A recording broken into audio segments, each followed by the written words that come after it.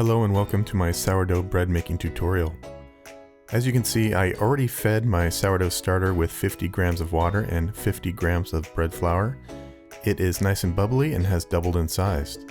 So now I'm going to add 50 grams of starter to my bowl. I've zeroed out my scale and I am doing this in grams.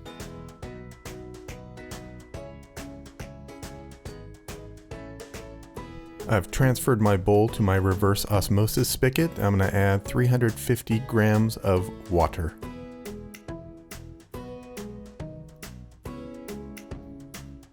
Now I'm going to grab a fork and I'm going to blend until it's mixed completely.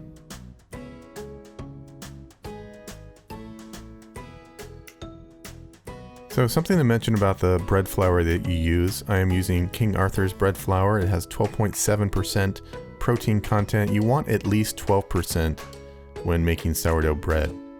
So I'm going to add 500 grams of bread flour to my starter water mixture. And please don't forget that you want to add about 4 to 8 grams of salt depending on taste. Now that we have all of our ingredients added, I'm going to stir it together using a combination of a fork and a rice cooker spoon. It's a little plastic spoon that came with my rice cooker, and I find that it does a really good job of scraping the edges, getting all that moisture mixed in with the flour. This is what it should look like after you've completed your stirring.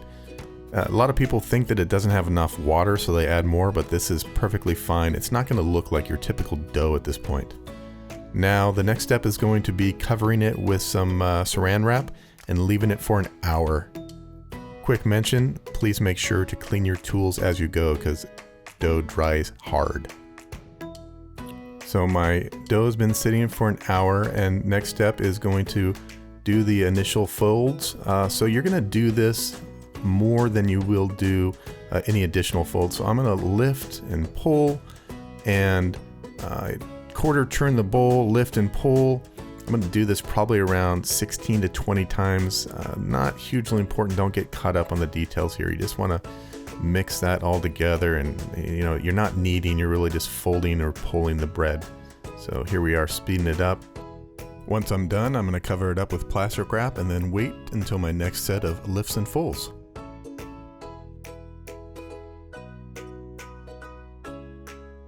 A half hour has passed. I'm going to do another series of lift and folds. You only have to do it around 8 times this time, and I would do this process around 2 to 4 times total over a span of 2 hours. Once done, cover it with saran wrap and leave it on the countertop for about 8 hours or until it's doubled in size. While we wait, I'm going to prepare my banneton with some white rice flour. You can use the insert if you like, or do it directly on the wood. Here I'm using the insert to give that smooth surface to my sourdough bread. It's been 8 hours and I have punched down my sourdough and then transferred to a lightly floured cutting board. Now I'm just shaping the dough. You'll see that this is my method. I am pretty new to this, so I'm going to turn and then pinch it, turn, pinch, so I get a nice little ball. And once that's done, I'm going to flip it over, grab my banneton that's already floured. I'm going to put it seam side up, and then I'm going to cover this with saran wrap and put it in the fridge for about, let's say 24 hours. But the time is up to you as long as it's in there for at least 4. I'm going to do one last dusting of rice flour so that the plastic wrap does not stick to the dough as it rises in the fridge. My dough has been in the fridge for about 24 hours. Like I said, you can do anywhere from 4 to 24 hours. I'm going to take some parchment paper, flip it over, then I'm going to place it in my cast iron Dutch oven, firm it up a little bit, and then I'll grab my bread lame.